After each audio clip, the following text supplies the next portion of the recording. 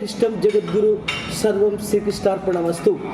ಬನ್ನಿ, ನಾನು doctor Dasari Govinda, advocate, supreme court of India. ನಾನು ಇವತ್ತು ಒಂದು ಸುಂದರವಾಗಿರ್ತಕ್ಕಂಥ ಒಂದು ರಾಜ್ಯ ಮಣಿಪುರಲ್ಲಿದ್ದೀನಿ, ವಿಶೇಷವಾಗಿ ಇಂಫಾಲ್ ನಗರದಲ್ಲಿದ್ದೀನಿ.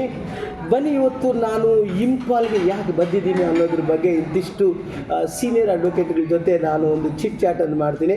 ಬನ್ನಿ, ಇವತ್ತು ನನ್ನ ಜೊತೆ ನಮ್ಮ ಕರ್ನಾಟಕದ ಸೀನಿಯರ್ ಅಡ್ವೊಕೇಟ್ ಕೂಡ ನಮ್ಮ ಜೊತೆ ಇದ್ದಾರೆ. ಅವರನ್ನು ನಾನು ಮಣಿಪುರಲ್ಲಿ, ವಿಶೇಷವಾಗಿ ಇಂಫಾಲಲ್ಲಿ ನಾನು ಭೇಟಿ ಮಾಡ್ತಾ ಇದ್ದೀನಿ. ಏನಕ್ಕೋಸ್ಕರ ಅವರು ಬೆಂಗಳೂರಿಂದ ಬಂದಿದ್ದಾರೆ, ಇವತ್ತಿನ ವಿಶೇಷತೆ ಏನು ಅನ್ನೋದ್ರ ಬಗ್ಗೆ ಅವರಿಂದಲೇ ತಿಳ್ಕೊಳ್ಳೋಣ. ಬನ್ನಿ ಸರ್, ನಮಸ್ಕಾರ. ಒಂದೇ ಕೃಷ್ಣಂ ಜಗದ್ಗುರು ಸರ್ವಂ ಶ್ರೀಕೃಷ್ಣಾರ್ಪಣಮಸ್ತು. ಬನ್ನಿ ಸರ್, ತಾವು ವಿಶೇಷವಾಗಿ ಇವತ್ತು ಮಣಿಪುರಿಗೆ ಭೇಟಿಯನ್ನು ಕೊಟ್ಟಿದ್ದೀರಿ. ತುಂಬ ಖುಷಿ ಆಗ್ತಾ ಇದೆ. ನಮ್ಮ ಚಾನಲ್ನಿಂದ ಮಣಿಪುರಿಗೆ ಸ್ವಾಗತವನ್ನು ಮಾಡ್ತಾ ಇದ್ದೀವಿ. ಬನ್ನಿ ಸರ್, ತಾವು ಯಾವ್ದಾಗಿ ಬಂದಿದ್ದೀರಿ ಮಣಿಪುರಕ್ಕೆ? ನಿಮಗೆಲ್ಲ ಗೊತ್ತಿರುವ ಹಾಗೆ ಮಣಿಪುರದಲ್ಲಿ ಮುಖ್ಯ ನ್ಯಾಯಾಧೀಶರಾಗಿ ನಮ್ಮ ಕರ್ನಾಟಕದ ಹೈಕೋರ್ಟಿನ ಉಚ್ಚ ನ್ಯಾಯಾಲಯದ ಹಿರಿಯ ನ್ಯಾಯಾಧೀಶರಾಗಿದ್ದಂಥ ಸೋಮಶೇಖರ್ ಅವರು ಇವತ್ತು ಪದಗ್ರಹಣ ಮಾಡಿದರು. ಇಂತಹ ಸುಂದರವಾಗಿರ್ತಕ್ಕಂಥ ಸಂದರ್ಭವನ್ನು ನಾವೆಲ್ಲರೂ ಸಹ ಕಣ್ತುಂಬಿಸ್ಕೋಬೇಕು ಅಂತೇಳಿ ನಾವು 4 ಜನ ಸ್ನೇಹಿತರು ಬೆಂಗಳೂರಿನಿಂದ ಹೊರಟು ನಾವು ಸಾಹೇಬರ ಜೊತೆ ಬಂದು ಆ ಪದಗ್ರಹಣ ಸಮಾರಂಭಕ್ಕೂ ಸಹ ಭಾಗವಹಿಸಿ ಅಲ್ಲಿಂದ ಎಲ್ಲ ವಿಶೇಷತೆಗಳನ್ನು ನೋಡಿ ಆನಂದಿಸಿ ಬಹಳ ಸಂತೋಷವಾಯಿತು. ಅದಕ್ಕೋಸ್ಕರ ನಾವು ಬನ್ನಿ. ನೋಡಿ, ನಮ್ಮ ಸೀನಿಯರ್ ಹೇಳ್ತಾ ಇದ್ದಾರೆ, ಅವರ ಮಾತಿನ ಪ್ರಾರಂಭದಲ್ಲೇ ನಾನು ಒಂದು ಗಮನಿಸಿದೆ. ಅವರಲ್ಲಿರ್ತಕ್ಕಂಥ ಒಂದು ಹ್ಯಾಪಿನೆಸ್ ಏನು ಅಂತ ಹೇಳಿದ್ರೆ, ಇವತ್ತು honourable justice Somashekar judge from high court ಅವರು ಚೀಫ್ ಜಸ್ಟಿಸ್ ಆಫ್ ಮಣಿಪುರ ಹೈಕೋರ್ಟಿಗೆ ಅಪಾಯಿಂಟ್ ಆಗಿದ್ದಾರೆ.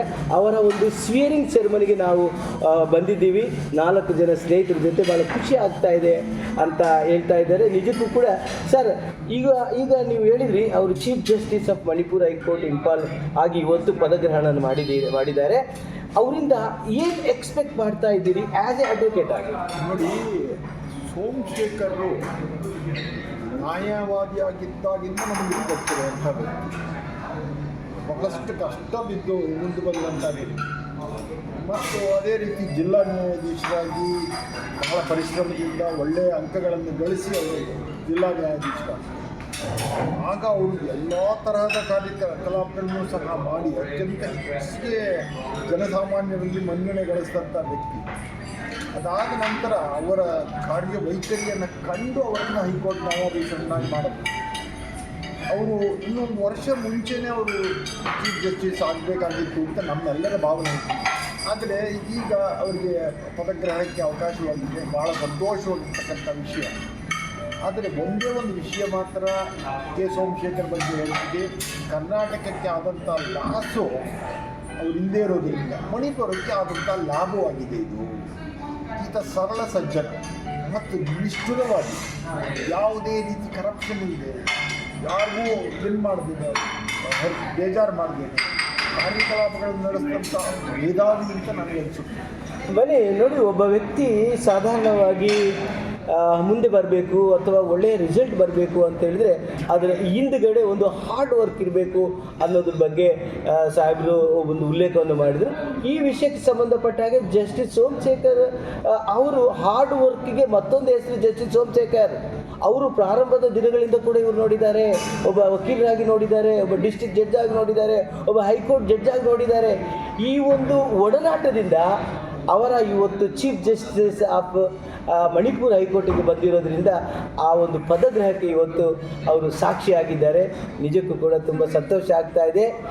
ಇನ್ನು ಒಂದೇ ಒಂದು ಸ್ಟೆಪ್ ನಮಗೆ ಬಾಕಿ ಇದೆ. ಜಸ್ಟಿಸ್ ಸೋಮಶೇಖರ್ ಅವರು ಒಂದೇ ಒಂದು ಸ್ಟೆಪ್ ಮುಂದೆ ಹೋದರೆ ಸುಪ್ರೀಂ ಕೋರ್ಟ್ಗೆ ಎಲಿವೇಟ್ ಆಗ್ಬೋದು ಅಂತ ನಮ್ಮೆಲ್ಲರ ಕೂಡ ಆಶೆ ಇದೆ. Thank you so much. ಇದು ಆಗಿತ್ತು ಒಂದು ನಮ್ಮ ಸೀನಿಯರ್ ಜೊತೆ. ನೋಡ್ತಾ ಇರಿ ನನ್ನ YouTube channel, voice YouTube channel. Thank you so much. ಒಂದೇ ಕೃಷ್ಣಂ ಜಗದ್ಗುರು ಸರ್ವಂ ಶ್ರೀಕೃಷ್ಣಾರ್ಪಣಮಸ್ತು.